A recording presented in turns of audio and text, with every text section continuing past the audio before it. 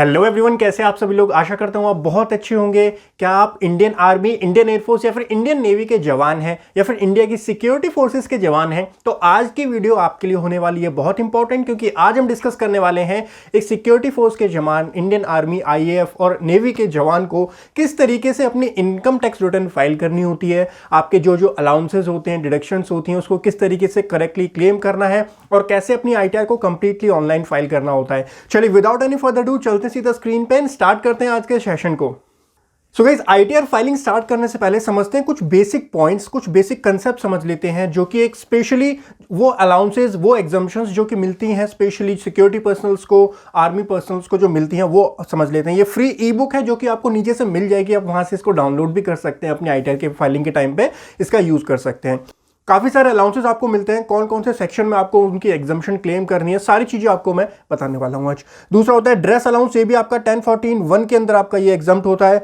फिर डीसीपीएस कॉन्ट्रीब्यूशन होता है जो कि मिलता है सिक्योरिटी फोर्सेस के जवान को, पेंशन स्कीम होती है गवर्नमेंट की, तो ये आपका 80CC(D)(1)(B) के अंदर आपको इसकी डिडक्शन लेनी होती है। 50,000 एडिशनल डिडक्शन मिलती है आपको। 80C के ओवर एंड अबव होती है आपकी ये वाली डिडक्शन, तो ये ध्यान रखिएगा। अरियर ऑन सैलरी अगर आपको कोई मिला है तो आपको फॉर्म 10IE फाइल करना होता है अपनी आईटीआर को फाइल करने से पहले। इस केस में मैं आपको रिकमेंड करूंगा, मैंने एक वीडियो ऑलरेडी बनाई हुई है कैसे आपको अरियर कैलकुलेट करना होता है, इसकी जो है डिटेल कैलकुलेशन होती है अरियर की। सो इसके लिए आप मेरी वो वाली वीडियो चेक कर लीजिएगा जहां पर मैंने डिटेल में समझाया है किस तरीके से आपको अरियर की कैलकुलेशन करनी होती है। ठीक है, अब चलते हैं, समझते हैं 1014(1) के कुछ अलाउंसेस को डिस्कस करते हैं, क्योंकि आप जब फॉर्म 16 में देखेंगे तो वहां पर आपको ये नहीं बताया होता कि वो कौन से सेक्शन में एग्जम्पशन उसकी मिलेगी। तो आपके लिए समझना जरूरी है कि कोई अलाउंस है, कोई एग्जम्पशन है, तो कौन से सेक्शन में आपको उसको क्लेम करना है अपनी आईटीआर फाइलिंग के टाइम पे। सो सेक्शन 1014(1) जो होता है, इसके अंदर कौन कौन से अलाउंस कवर होते हैं आपके, जो आपका यूनिफॉर्म और ड्रेस अलाउंस होता है, ये 1014 क्लॉज नंबर 1 के अंदर कवर होता है। इसके 2 क्लॉजेज होते हैं, आईटीआर अभी हम फाइल करना सीखेंगे, वहां पे आपको ये चीज मैं डिटेल में समझाऊंगा। दूसरा होता है any other allowance grant to meet travel of cost of tour on transfer. उसके अलावा कोई एक्सपेंडिचर आपका कॉन्वे पे होता है in performance of duty of office or employment of profits, provided that free conveyance is not provided by the employer। मतलब जो office work के लिए आपने कन्वेंस जो है पे किया है अपने आप से, उसका आपको कोई अलाउंस मिला है, उसकी एग्जम्पशन यहाँ पे दी जाती है। हेल्पर अलाउंस की एग्जम्पशन आपको 1014(1) में मिलती है। Academic research and training allowance की एग्जम्पशन जो होती है वो आपको 1014(1) में मिलती है। ये सारी चीज़ें आपको कहाँ पर मिलेंगी, आप अपना फॉर्म 16 देखेंगे या फिर अपनी पे स्लिप देखेंगे तो आपको इस सबकी इंफॉर्मेशन मिल जाएगी कि कौन कौन से अलाउंसेज आपको मिलते हैं।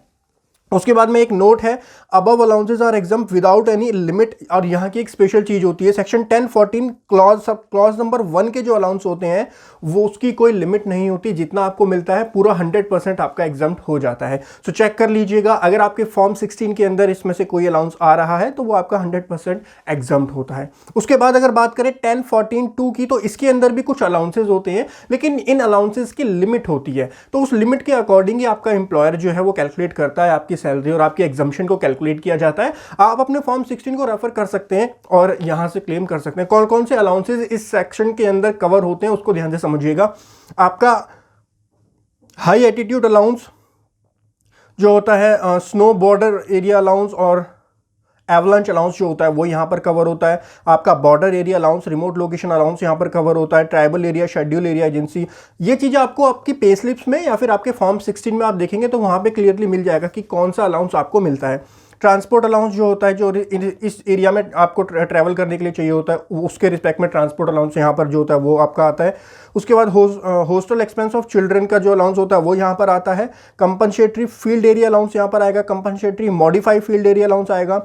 Any special allowance in nature of country insurgency allowance granted to the member of arm force operating in area from their permanent location. Underground allowance आपको यहाँ आता है। आइलैंड ड्यूटी अलाउंस, जो हमारे फोर्सेस के जवान हैं जो अंडमान निकोबार में और लक्षद्वीप में काम करते हैं, उनको आइलैंड ड्यूटी अलाउंस भी मिलता है आपके फॉर्म 16 में, और आपकी पे स्लिप्स में वो चीज़ें आती हैं। तो वहां से एक बार चेक कर लीजिए कौन कौन से अलाउंस आपको मिलते हैं, सो दैट करेक्टली आप उसको करेक्ट सेक्शन के अंदर क्लेम कर पाएं। बहुत सारे लोगों को नहीं पता होता, गलत सेक्शन के अंदर क्लेम करते हैं, क्योंकि फॉर्म 16 में देखिए आपका ये अलाउंस का नाम लिखा होगा, लेकिन ये नहीं बताया होगा कि वो कौन से सेक्शन के अंदर आपका एग्जम्प्ट होता है। तो वो एग्जम्पशन जो इन अलाउंसेस की एग्जम्पशन मिलती है आपको 1014 क्लॉज नंबर 2 के अंदर, और इन अलाउंसेस की एग्जम्पशन आपको मिलती है 10.14.1 के अंदर, ठीक है। सो इसको आप डाउनलोड कर लीजिएगा अगर आप इसकी रेफरेंस लेना चाहते हैं तो। उसके बाद प्रोसेस फ्लो समझते हैं, आपकी आईटीआर फाइलिंग का प्रोसेस फ्लो क्या होता है। सो सबसे पहले आपको अपना फॉर्म 16 रेडी करके रखना होता है। फॉर्म 16 के अंदर आपकी सभी सैलरी की डिटेल्स होती हैं, एग्जम्पशन की, अलाउंसेस की, डिडक्शंस की डिटेल आपको फॉर्म नंबर 16 में मिल जाती हैं। उसके बाद एक इंपॉर्टेंट डॉक्यूमेंट हमारा लास्ट ईयर आया था, AIS। मैं आपको दिखाऊंगा अभी पोर्टल पे AIS क्या होता है, AIS कैसे आपको चेक करना है। एनुअल इन्फॉर्मेशन स्टेटमेंट आपको जरूर चेक करनी है अपने फॉर्म 16 के साथ साथ।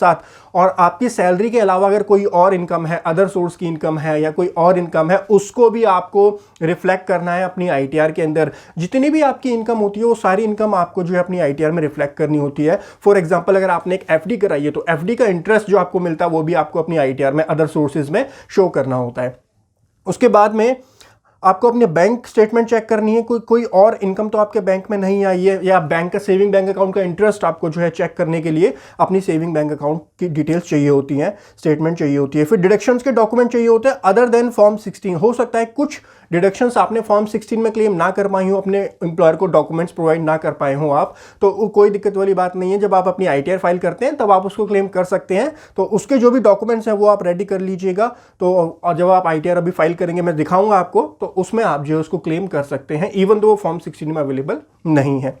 लास्टली आपको फाइल करनी है करेक्ट आईटीआर। करेक्ट आईटीआर का मतलब क्या होता है? आईटीआर के बहुत सारे फॉर्म्स हैं, आज मैं आपको सिखाऊंगा आईटीआर 1 फाइल करना। लेकिन मेरी बात को ध्यान से सुनिए, अगर आप मान लीजिए आपको सैलरी से इनकम आती है, सैलरी के साथ साथ आपने शेयर मार्केट में कोई ट्रांजेक्शन की है, तो उस केस में वो आपका कैपिटल गेन का कोई इनकम बन जाती है। तो कैपिटल गेन के इनकम को आप आईटीआर 1 में शो नहीं कर सकते।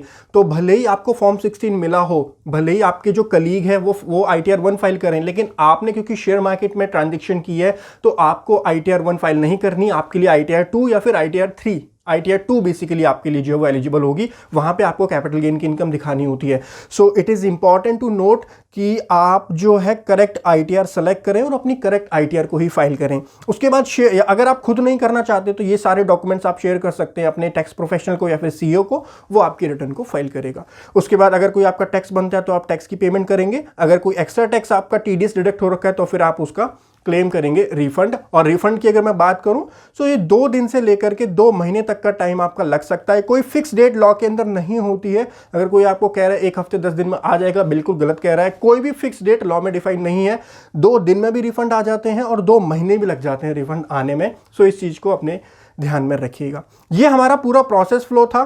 नेक्स्टली अगर आपको कोई प्रोफेशनल कंसल्टेंसी चाहिए तो आप यहाँ डिटेल दी हुई है, यहाँ पे कांटेक्ट कर सकते हैं। ये तो कुछ बेसिक ओवरव्यू हमने डिस्कस किया जो कि एक स्पेशली आर्मी प्रोफेशनल के लिए, एक इंडियन नेवी के पर्सन के लिए या फिर आईएएफ के जवान के लिए और सिक्योरिटी फोर्सेस के लिए इंपॉर्टेंट था। अब चलते हैं पोर्टल के ऊपर अपने इनकम टैक्स के और सीखते हैं किस तरीके से आपको अपनी आईटीआर फाइल करनी होती है।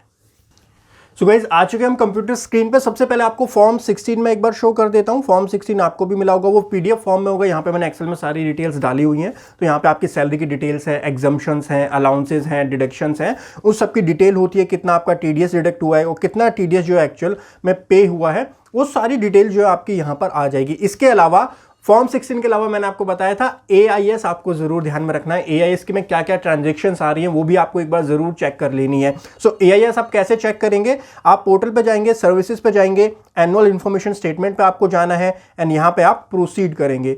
यहाँ पे आप AIS के अंदर जाएंगे एंड AIS में फाइनेंशियल ईयर अपना करेक्ट सेलेक्ट कीजिए। फाइनेंशियल ईयर 21-22 हमारा जो है उसकी रिटर्न हम फाइल करना सीख रहे हैं। तो यहाँ पर आप AIS में जाएंगे, इसके अंदर आपको सारी इन्फॉर्मेशन मिल जाएगी। यहाँ पर आपकी TDS TCS की information, SFT information, payment of tax, demand and refund, other information में आप देख लीजिएगा। आपकी यहाँ पर कोई सेविंग बैंक अकाउंट का इंटरेस्ट आता है, कोई FD का इंटरेस्ट आता है, या फिर शेयर मार्केट में आपने ट्रांजेक्शन की है वो डिटेल आती है। तो उस केस में आपको शेयर मार्केट के लिए मैंने आपको समझा दिया, ITR 2 आप फाइल करेंगे, आप ITR 1 फाइल नहीं कर सकते हैं। हमारे केस में शेयर मार्केट की कोई इनकम नहीं है, बस इंटरेस्ट की इनकम है, वो हमने यहाँ पर अपनी कैलकुलेशन में इंक्लूड कर दी है। एक इंटरेस्ट है सेविंग बैंक अकाउंट का 6489, उसको हम अपनी आईटीआर में शो करेंगे। बाकी हमारी सैलरी की इनकम है जिसको हम अपनी आईटीआर के अंदर शो करने वाले हैं। ध्यान से समझिएगा एक एक चीज़ों को। मैं आपको बताऊंगा जो आपके एग्जाम अलाउंस होते हैं उसको कैसे आपको करेक्टली क्लेम करना होता है, क्योंकि मैंने बहुत बार देखा है लोग गलत सेक्शन के अंदर उसको क्लेम कर लेते हैं। तो चलिए पोर्टल पे चलिए और सीखते हैं सीधा ITR फाइल करना। फाइल नाउ पे आप क्लिक करेंगे, यहाँ पे आपको assessment year, current assessment year हमारा 22-23 के लिए हम सीख रहे हैं। ऑनलाइन हम जो है सीखने वाले हैं और यहाँ पर हम कंटिन्यू करेंगे। उसके बाद हम स्टार्ट न्यू फाइलिंग पे आपको क्लिक करना है। यहाँ पे आप इंडिविजुअल सेलेक्ट करेंगे एंड कंटिन्यू करेंगे। यहाँ पे फॉर्म सेलेक्ट करना होता है। तो ITR 1 जो होता है वो सैलरी क्लास इंडिविजुअल्स के लिए होता है, वही हम सीखने वाले हैं। फिर से मैं रिपीट करूँगा, अगर शेयर मार्केट की कोई ट्रांजैक्शन है ITR 1 मत फाइल करना, गलती हो जाएगी, नोटिस आ जाते हैं बाद में। इसीलिए एक बार AIS को जरूर चेक कर लीजिएगा। प्रोसीड विद ITR 1, क्योंकि आजकल इंडिया बहुत ज़्यादा ही फाइनेंशियल लिटरेट हो रहा है, तो हर कोई शेयर मार्केट में इन्वेस्ट कर देता है। जनरली मैंने देखा है हर दूसरे केस में मुझे शेयर मार्केट की ट्रांजेक्शन्स मिल जाती है, इसीलिए मैं इस पॉइंट पर फोकस कर रहा हूँ आपके साथ। उसके बाद लेट्स गेट स्टार्टेड पे आप जाइए। शेयर मार्केट में क्या क्या कवर होता है आपका? म्यूचुअल फंड, अगर आपने कोई सेल परचेज किया वो भी आपका उसमें कवर होगा। SIP भी कवर होती है, इक्विटी शेयर, सारी चीज़ें कवर होती हैं। तो शेयर मार्केट खाली IPO में भी अगर आपने कहीं इन्वेस्ट किया है और उसको सेल किया है IPO के शेयर्स को, तब भी आपने शेयर मार्केट की ट्रांजेक्शन की है। तो ये छोटी छोटी चीज़ें होती है, ध्यान जरूर रखिएगा इन चीज़ों का। नाउ अब यहाँ पर आपसे पूछा जाता है, are you filing the income tax return for any of the following reasons? आपको रीजन सेलेक्ट करना होता है। तो पहला रीजन सबसे बेस्ट है, taxable income is more than basic exemption limit, ये आप सेलेक्ट कर सकते हैं। उसके बाद आपको कंटिन्यू करना होता है। यहाँ पे सबसे पहले हमको पर्सनल इंफॉर्मेशन अपनी डालनी होती है। बहुत सिंपल, ITR 1 बहुत सिंपल रिटर्न होती है, लेकिन कुछ चीज़ें बस आपको ध्यान रखनी है, वो आप ध्यान से देखिएगा। पर्सनल इंफॉर्मेशन में आप एक बार डिटेल्स अपनी चेक कर लीजिए, कॉन्टैक्ट डिटेल चेक कर लीजिए। नेचर ऑफ एम्प्लॉयमेंट में यहाँ पे आप सेंट्रल गवर्नमेंट सेलेक्ट करना है, या फिर आपको स्टेट गवर्नमेंट सेलेक्ट करना है, या फिर PSU, तीनों में से कोई भी, यही तीन आपके ऊपर एप्लीकेबल होंगे। अगर आप सेंट्रल गवर्नमेंट के अंदर आते हैं तो आप CG सेलेक्ट करेंगे, स्टेट गवर्नमेंट के अंदर आते हैं तो SG सेलेक्ट करेंगे, या फिर PSU अगर कोई है तो PSU तो मेरे ख्याल से नहीं होना चाहिए, वैसे कुछ सिक्योरिटी फोर्सेज हो सकता है PSU के अंदर आती हो, तो उस केस में आप कर सकते हैं। अगर आप पेंशनर हैं तो अकॉर्डिंगली आप यहाँ पर, आप पेंशन का भी आ गया है कि आपको सेंट्रल गवर्नमेंट से पेंशन मिलती है तो CG पेंशनर आप सेलेक्ट करेंगे। स्टेट गवर्नमेंट से मिलती है तो SG पेंशनर, और PSU से मिलती है तो PSU पेंशनर आपको सेलेक्ट करना है। अदर पेंशनर या फिर अदर नॉट एप्लीकेबल। तो हमारे केस में हम क्या करते हैं, सेंट्रल गवर्नमेंट से हमको यहाँ पे सैलरी मिलती है तो हम यहाँ पर CG कर लेते हैं। जितनी भी हमारी आर्म फोर्सेज होती हैं, इंडियन एयरफोर्स हो गई और हमारा जो IAF हो गई और आर्मी हो गई और नेवी, ये तीनों तो सेंट्रल के अंदर आती हैं। बाकी जो स्टेट पुलिस होती है वो स्टेट के अंदर आती है। बाकी डिपेंड करता है, आप एक बार चेक कर लीजिए कि किसके अंडर आपका कवर होता है, और यहाँ पर करेक्ट नेचर ऑफ एम्प्लॉयमेंट आपको सेलेक्ट करना होता है। मूविंग फर्दर, फाइलिंग सेक्शन आपको सेलेक्ट करना है 139(1). 31 जुलाई जो है वो अभी ड्यू डेट है ITR फाइल करने की। उससे पहले अगर आप फाइल करते हैं तो 139(1) के अंदर आपको यहाँ सेलेक्ट करना है, कुछ नहीं करना। नीचे जाना है आपको, are you opting for new tax regime? अब ये न्यू टैक्स रिजीम आपको पता होगा, जहां पर आपके टैक्स रेट जो है वो कम कर दिए गए थे, लेकिन आपकी एग्जम्पशन और डिडक्शंस को वहां पर जो है वेव ऑफ कर दिया गया था। तो अगर आपने ऑप्ट करनी है तो यस करो, अदरवाइज नो करो। देखिए, अगर कोई डिडक्शन आपने क्लेम की है, कोई एग्जम्पशन क्लेम की है, तो यहाँ पर आप नो कीजिएगा, यस मत कीजिएगा। उसके बाद में नीचे आप आएंगे, ये ऑटोमेटिकली आपका नो रहता है। लास्ट ईयर जो आपने ITR फाइल की होगी उसके बेसिस पर यहाँ पर नो आ जाता है। बैंकिंग डिटेल ध्यान से देख लीजिएगा। बैंकिंग डिटेल आपको यहाँ पर, अगर आपको कोई भी रिफंड बनता है तो वो आपके प्री वैलिडेटेड बैंक अकाउंट के अंदर ही आएगा। तो ध्यान रखिएगा, अगर आपको रिफंड क्लेम करना है तो आपका अकाउंट, कोई एक अकाउंट प्री वैलिडेट जरूर होना चाहिए। हमारे केस में देखिए 2 अकाउंट है, एक आ रहा है नॉट प्री वैलिडेटेड, एक वैलिडेटेड। तो हमने रिफंड के लिए कौन सा सेलेक्ट किया हुआ है? जो हमारा प्री वैलिडेटेड अकाउंट है। तो इस चीज का भी ध्यान रखिएगा कि आपका अकाउंट प्री वैलिडेट होगा तो रिफंड आपका जल्दी आ जाएगा, अदरवाइज उसमें टाइम लग सकता है और डिले भी हो सकता है। इसके बाद आप कंफर्म करेंगे तो पर्सनल इंफॉर्मेशन आपकी पूरी कंफर्म हो जाती है। उसके बाद आपको डालनी होती है ग्रॉस टोटल इनकम, सैलरी की डिटेल आपको यहां पर डालनी होती है। अब यहां पर थोड़ा सा ध्यान से जरा एक चीजों को देखिएगा। आर यू, आपसे पूछा जाता है, इसको देखिए ध्यान से समझिए, are you eligible to claim exemption in respect of expenditure incur on cost of travel और to transfer maintenance of uniform? मैंने आपको बताया था 1014(1) और 1014(2) 2 सेक्शन हमने स्टार्टिंग में डिस्कस किए थे। तो 1014(1) के अंदर आपका ड्रेस अलाउंस आता है, बहुत सारे अलाउंसेस आपके उसके अंदर आते हैं जिसपे कोई एग्जम्पशन लिमिट नहीं होती। दूसरे हमारे 1014(2) के होते हैं, जो कि चिल्ड्रन एजुकेशन अलाउंस हो गया, स्पेशल कंपनसेटरी अलाउंस हो गया, आपका हिल एरिया अलाउंस हो गया, बॉर्डर अलाउंस हो गया, वहां पर लिमिट होती है एक। तो आपको करेक्ट हेड के अंदर ही डालना है। अब फॉर्म 16 में आपको मिल जाएगा। वैसे फॉर्म 16 में देखिए हमारी सैलरी इतनी है, यहाँ पे अलाउंसेस देखिए कौन कौन से हैं। एक हमारा HRA है, हाउस रेंट अलाउंस है। दूसरा है वॉशिंग या फिर क्लोथिंग अलाउंस। तो वॉशिंग क्लोथिंग कहाँ आता है? 1014(1) के अंदर आता है। मैंने यहाँ पर मेंशन किया है, बट जनरली मैंने जो एक्सपीरियंस किया है कि फॉर्म 16 पर ये मेंशन नहीं होता कौन से सेक्शन में वो फॉल होता है। तो जो आपका वॉशिंग अलाउंस या फिर क्लोथिंग यूनिफॉर्म अलाउंस जिसको बोलते हैं, वो 1014(1) के अंदर आता है। तो 13,560 का यहाँ पर मिला है, तो हम जो है 1014(1) में यस करेंगे और यहाँ पर हमको अमाउंट देनी है, कितनी एग्जम्पशन हम क्लेम कर रहे हैं, 13,560। सो 13560। इस पॉइंट को थोड़ा सा ध्यान से समझिए, क्योंकि यहाँ पर लोग गलती करते हैं, अदर में डाल देते हैं या कहीं और डाल देते हैं। तो आपको आइडेंटिफाई करना है कि आपका जो एग्जम्पशन, जो अलाउंस है, कौन से सेक्शन के अंदर फॉल कर रहा है। दूसरा देखिए, हमारा 1014(2) के अंदर का कोई अलाउंस नहीं है, HRA है, HRA 1014(2) में नहीं आता, 1013A के अंदर आता है। अभी उसको नीचे हम मेंशन करेंगे, ये रहा, इसके नीचे ही है। तो यहां पर हमको कुछ नहीं करना, नीचे हम क्या करेंगे, यस करेंगे 1013A जो कि HRA है, हाउस रेंट अलाउंस। ठीक है, हाउस रेंट अलाउंस में हम डालेंगे फिगर 96,000 की। फिगर्स आपको सारी अपने फॉर्म 16 से ही पुट करनी है। उसके बाद कोई और अलाउंस है, LTA का अलाउंस हो गया, एनी अदर अलाउंस है, तो वो भी आप यहां पर डाल सकते हैं। तो मैंने जनरली ये चीज नोटिस की है कि लोग क्या करते हैं, अदर इसके अंदर डाल देते हैं अपने ये यूनिफॉर्म अलाउंसेस और ये वाले अलाउंसेस, लेकिन आपको करेक्ट जगह पर ही उसको क्लासीफाई करना है। ठीक है, उसके बाद आप इसको क्या कर सकते हैं, कंटिन्यू कर सकते हैं। यहाँ पे कंटिन्यू का ऑप्शन आएगा तो हम इसको कंटिन्यू कर देंगे। अब यहाँ पर हम डिटेल डालते हैं सैलरी की। तो सैलरी के अंदर हम एडिट करेंगे डिटेल्स को, और सैलरी सेक्शन 17(1), ये आपको फॉर्म 16 से सारी डिटेल्स मिल जाएगी। सेक्शन 17(1) के अंदर 11,20,000 की हमारी सैलरी है, तो हम यहाँ पर डाल देते हैं 11,20,000। सेक्शन 17(2), 73 आपको फॉर्म 16 में कुछ भी नहीं है, देखिए यहाँ पे कुछ भी नहीं आ रहा। उसके बाद आप नीचे जाएंगे, HRA हमने क्लेम कर लिया और वॉशिंग अलाउंस हमने क्लेम कर लिया, तो वो हमारा यहाँ पर ऑलरेडी आ गया होगा। ये देखिए 1014(1) ये हमने क्लेम कर लिया है, और 1013A HRA जो है ये हमने क्लेम कर लिया है। परफेक्ट, ये दोनों चीज़ें क्लेम हो गई हैं। तो 10,10,440 और 50,000 का हमको ये स्टैंडर्ड डिडक्शन मिलती है, 50,000 की आपको पता होगा। स्टैंडर्ड डिडक्शन के बाद 9,60,440, 9,60,440 परफेक्टली सारी डिटेल्स हमने डाल दी है। इसको हम सेव कर देते हैं। तो सैलरी की डिटेल्स हमारी हो गई है। उसके बाद में नीचे आ जाइए हाउस प्रॉपर्टी। हाउस प्रॉपर्टी भी मैं दिखा देता हूँ, क्योंकि क्या होता है कि होम लोन आपने अगर लिया होता है तो होम लोन के इंटरेस्ट की डिडक्शन आपको यहाँ पर मिल जाती है। तो मैं, हमारे केस में नहीं है, बट फिर भी मैं आपको गाइड कर देता हूँ कैसे उसको आपको क्लेम करना है। 2 लाख तक की होम लोन की जो डिडक्शन होती है वो आप यहाँ पे हाउस प्रॉपर्टी में क्लेम कर सकते हैं। सो यहाँ से आप सेलेक्ट करेंगे सेल्फ ऑक्यूपाई, और फिर आपको interest payable on borrowed capital. So आपको यहाँ पर इंटरेस्ट शीट देखनी है, बैंक से ले लेनी है। बैंक आपको एक EMI शेड्यूल देता है, उसमें आप चेक करना कि इस ईयर के अंदर जो आपका हमारा फाइनेंशियल ईयर 21-22 है, इसके अंदर कितना आपने इंटरेस्ट पे किया है। अब यहाँ पर काफी बार लोग मिस्टेक ये करते हैं कि पूरी EMI की अमाउंट डाल देते हैं। पूरी EMI अमाउंट यहाँ पर नहीं जाती है, यहाँ पे ओनली इंटरेस्ट की अमाउंट जाती है। सो आप जो अपना EMI शेड्यूल देखेंगे उसके अंदर क्लासीफाई होता है कि इतना आपने प्रिंसिपल पे किया, इतना आपने इंटरेस्ट पे किया। सो आपको 12 मंथ का जो इंटरेस्ट है वो आपको यहाँ पर फिल करना होता है, कितना इंटरेस्ट आपने पे किया। मैक्सिमम लिमिट यहाँ पर कितनी होती है, 2 लाख की लिमिट होती है। 2 लाख तक का इंटरेस्ट हाउसिंग लोन के ऊपर वो आप क्लेम कर सकते हैं यहाँ पर। तो आप जैसे ही डालेंगे, यहाँ पर नेगेटिव में फिगर आ जाती है, तो देखिए माइनस में फिगर आ जाती है। हमारे केस में नहीं आपका है, तो यहाँ पे आप डाल करके ऐड कर सकते हैं। कोई डॉक्यूमेंट ऐड करने की जरूरत नहीं है, आप जो है यहाँ पर डायरेक्टली क्लेम कर सकते हैं। डॉक्यूमेंट हमको यहाँ पर कोई भी डॉक्यूमेंट नहीं डालना होता, ना ही डिडक्शन का और ना ही किसी चीज़ का, क्योंकि इंडिया के अंदर टैक्स जो होता है वो सेल्फ असेसमेंट बेसिस पे होता है। गवर्नमेंट आपको स्क्रूटनी कर सकती है, गवर्नमेंट जो है, ठीक है। तो जेन्युइन जो चीज़ है वही क्लेम कीजिएगा। हाउस प्रॉपर्टी में हमारा 0 आ रहा है। अदर सोर्सेज की एक इनकम थी हमारी, वो हम यहाँ पर डाल देते हैं। अब आप पूछेंगे कि सर ऐसा करते हैं इसको ना डालें तो क्या होगा।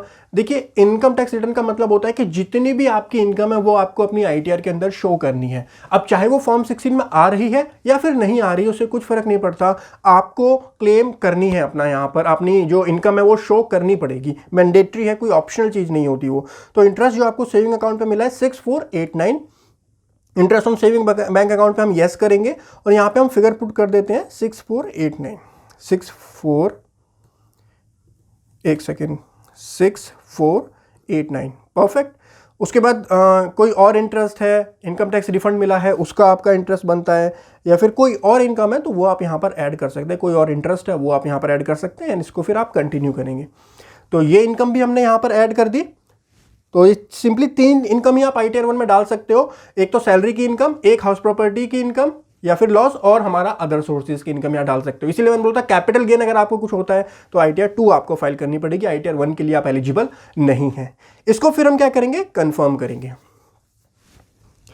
तो हमारी ये टोटल इनकम की डिटेल्स यहाँ पर आ गई है। टोटल डिडक्शंस फिर हमको यहाँ पर डालनी होती है। अब डिडक्शन से एक चीज़ ध्यान दीजिएगा, हो सकता है कुछ डिडक्शन ऐसी हो जो आपने अपने एम्प्लॉयर को ना दी हो, आपके फॉर्म 16 में वो नहीं आ रही हो, उसको भी आप क्लेम कर सकते हैं अपनी ITR में। देखिए सिंपल सा कंसेप्ट है, आपको अगर अपनी सारी इनकम रिफ्लेक्ट करनी है तो जितनी डिडक्शंस बनती है वो भी आप क्लेम कर सकते हो ITR के अंदर।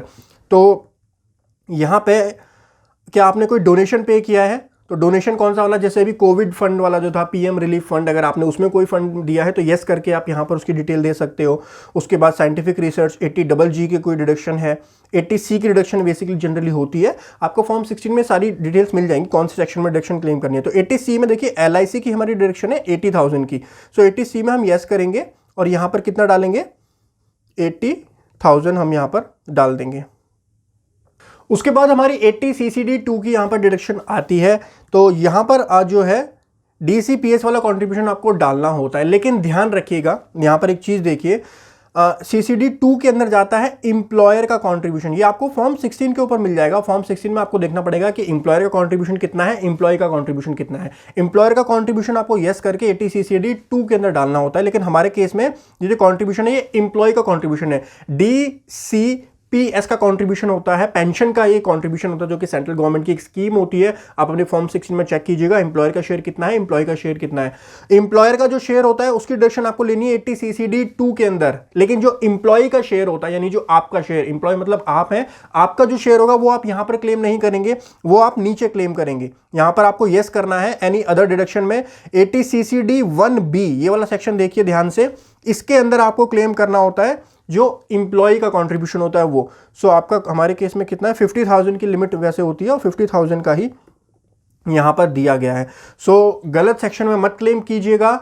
ध्यान रखिएगा, अगर आपको ये मिला है पेंशन मिली है DCPS वाली, तो उसको करेक्ट सेक्शन के अंदर आप क्लेम कीजिएगा। एम्प्लॉयर का जो होगा 80CCD2 के अंदर, एम्प्लॉय का जो होगा वो 80CCD1B के अंदर आपको क्लेम करना होता है। सो हमने एम्प्लॉय का यहाँ पर 50,000 80CCD1B के अंदर क्लेम कर लिया है।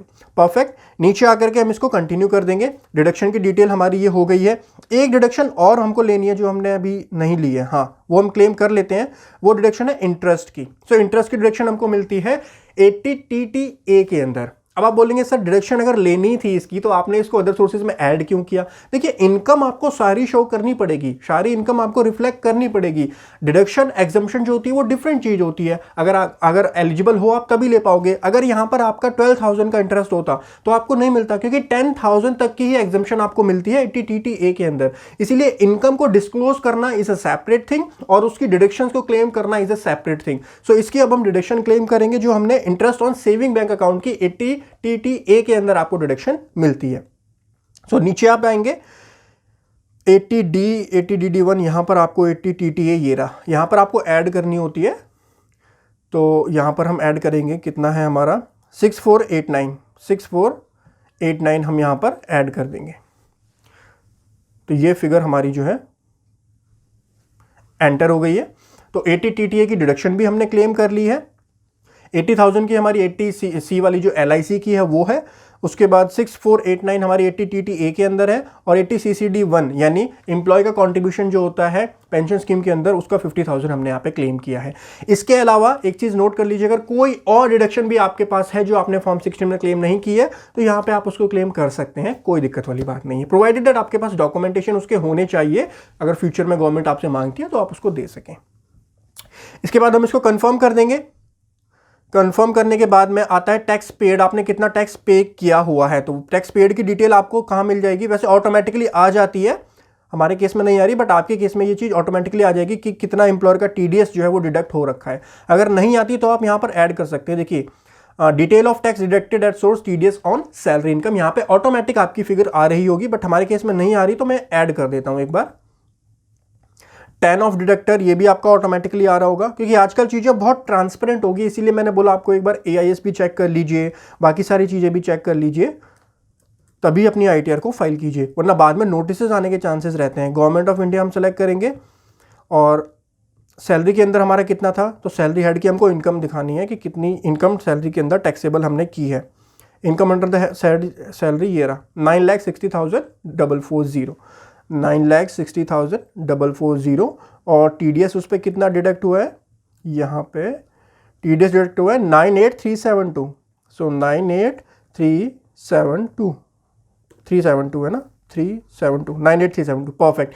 इसको आप ऐड करेंगे तो वैसे आपके केस में ऑटोमेटिकली आ रहा होगा तो कोई दिक्कत वाली बात नहीं है, हमारा यहाँ पर ऐड हो गया है। ठीक है, नीचे जाके आपको यहाँ पर कंफर्म करना है इस तरीके से।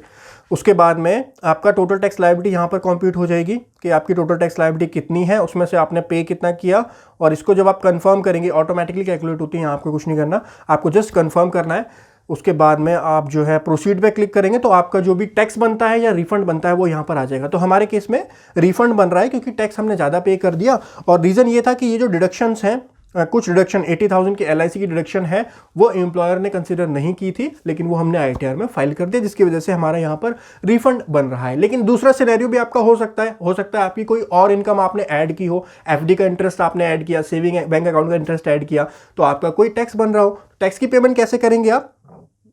बहुत सिंपल है वो भी। NSDL चालान पे आप जाइए, चालान नंबर 280 होता है जो कि आपको बनाना होता है सेल्फ असेसमेंट टैक्स के लिए। एक सेकेंड, नीचे वाला है ये वाला, ई पेमेंट ऑफ टैक्स, NSDL की साइड से पेमेंट होता है। तो ये चालान 280 पे आप क्लिक करेंगे। अगर आपका कोई टैक्स बनता है, मान लीजिए इतना 60,000 का अगर हमारा टैक्स बन रहा है, तो यहाँ पे आप सेलेक्ट करेंगे इनकम टैक्स, उसके बाद नीचे आप क्लिक करेंगे सेल्फ असेसमेंट टैक्स पे। मोड ऑफ पेमेंट आपको बैंक अकाउंट सेलेक्ट करना है, डेबिट कार्ड, नेट बैंकिंग, इन 2 ऑप्शन से जो आप अपने टैक्स की पेमेंट कर सकते हैं। जो भी आपका बैंक अकाउंट है वो बैंक अकाउंट आप सेलेक्ट करेंगे। डेबिट कार्ड से करना चाहते हैं तो डेबिट कार्ड तो लिमिटेड है, डेबिट कार्ड में सारी चीज़ें अवेलेबल नहीं है, खाली इतने बैंक्स के डेबिट कार्ड यहाँ पर अवेलेबल हैं। तो जिस भी बैंक का आप करना चाहते हैं सेलेक्ट कीजिए, अपना पैन नंबर बिल्कुल करेक्ट डालिए। असेसमेंट ईयर कौन सा डालेंगे, तो करंट असेसमेंट ईयर हमारा जो चल रहा है वो 22-23 चल रहा है। असेसमेंट ईयर गलती मत करना, इसको करेक्ट ही डालना होता है आपको 22-23, क्योंकि गलत असेसमेंट ईयर डाल दोगे तो फिर आपका जो है वहाँ पे एडजस्ट नहीं हो पाएगा आपकी ITR में वो 22-23। फिर आप अपना एड्रेस डालेंगे, प्रोसीड करेंगे तो आपकी बैंकिंग की स्क्रीन आगे ओपन हो जाएगी, उसमें आप जो अमाउंट डालेंगे जितना आपका टैक्स बन रहा है एंड उसकी पेमेंट कर देंगे। तो आपके पास कुछ चालान बन करके आ जाएगा, उस चालान को सेव कर लेना है आपको, और उस चालान की डिटेल यहाँ पर आपको डालनी है। मैं बताता हूँ चालान की डिटेल। जैसे मान लीजिए आपका टैक्स बन रहा है, तो मैं सारे सिनेरियो आपके साथ डिस्कस कर रहा हूँ। वैसे टैक्स पेड में आप जाएंगे, सेल्फ असेसमेंट टैक्स जहां पर आपको मैनुअली डालना होता है, ये देखिए advance tax and self assessment tax जो यहां पर आ रहा है, इसके अंदर आपको वो फिगर्स पुट करनी होती है। यहाँ पे आप ऐड डिटेल करेंगे तो आपको एक BSR नंबर चाहिए होता है, ये रहा आपका BSR नंबर डालना होता है। ये चालान के ऊपर होता है आपका मेंशन, चालान सीरियल नंबर आप डालेंगे और जिस डेट को आपने डिपॉजिट किया डेट डालेंगे और अमाउंट कितना आपने पे किया। यहाँ पर आप चालान से की हेल्प से डिटेल डाल सकते हैं, तो आपका जो टैक्स है वो एडजस्ट हो जाएगा यहाँ पर कंफर्म करके। बट हमारे केस में तो रिफंड बन रहा है तो हमको टैक्स पेमेंट की ज़रूरत नहीं है। रिफंड के बाद में आप प्रीव्यू रिटर्न करेंगे और यहाँ पर आपको सेलेक्ट करना होता है, और नीचे आकर के आप जो है प्रोसीड टू प्रीव्यू, इसको स्किप कर दीजिए, TRP में कुछ डालने की जरूरत नहीं है। प्रोसीड टू प्रीव्यू पे आप जाएंगे तो ये आपका एक प्रीव्यू आ जाएगा। अब इसको एक बार देख लीजिएगा ध्यान से, और यहाँ पर अगर आपका रिफंड बन रहा है तो रिफंड के केस में अपने बैंक की डिटेल जरूर चेक कर लीजिएगा। अकाउंट नंबर आपका बिल्कुल करेक्ट है और आपकी जो IFSC कोड है वो करेक्ट है, सारी डिटेल्स आपकी बैंक की करेक्ट है, क्योंकि रिफंड वरना आपका डिले एक बार हो गया, दिक्कत हो गई तो बाद में फिर काफ़ी इशूज़ आ जाते हैं रिफंड को क्लेम करने में। तो बैंकिंग डिटेल एक बार चेक कर लीजिए, यहाँ पे आपकी बैंकिंग डिटेल आती है, तो ये अकाउंट नंबर वगैरह आपका सारा ठीक है। उसके बाद नीचे जाके आप प्रोसीड टू वैलिडेशन पे क्लिक करेंगे तो वैलिडेशन में अगर कोई एरर है या कोई इशू है तो वो आएगा, वैलिडेशन सक्सेसफुल हो चुका है। प्रोसीड टू वेरिफिकेशन पे आप क्लिक करेंगे, आधार OTP की हेल्प से आप जो है वेरीफाई कर सकते हैं, अपनी रिटर्न को फाइल कर सकते हैं। सो गाइस, इतने सिंपल स्टेप से आप अपनी ITR को फाइल कर सकते हैं। अगर आपका कोई भी डाउट या क्वेरी अभी भी रह जाती है तो नीचे हमारे नंबर दिया हुआ है, वहां पर आप कंसल्ट कर सकते हैं। अगर आप अपनी ITR हमसे फाइल करवाना चाहते हैं तो नीचे कॉन्टैक्ट डिटेल दी हुई है, वहां पर आप कॉन्टैक्ट कर सकते हैं, अपनी ITR फाइल करवा सकते हैं। अगर कोई टेक्निकल इशू आपका आता है, अरियर मिल रहा है आपको सैलरी के ऊपर, या फिर कोई और टेक्निकल इशू आता है, तो आप जरूर कांटेक्ट कर सकते हैं हमसे। Thank you so much guys for joining today session. आशा करता हूं आपको आज का सेशन पसंद आया होगा। चैनल को जरूर सब्सक्राइब कीजिए, इसी तरीके से इंफॉर्मेटिव वीडियो हमारे चैनल पर आती रहती हैं। Thank you so much, have a great time, हंसते रहिए, मुस्कुराते रहिए। जय हिंद, जय भारत।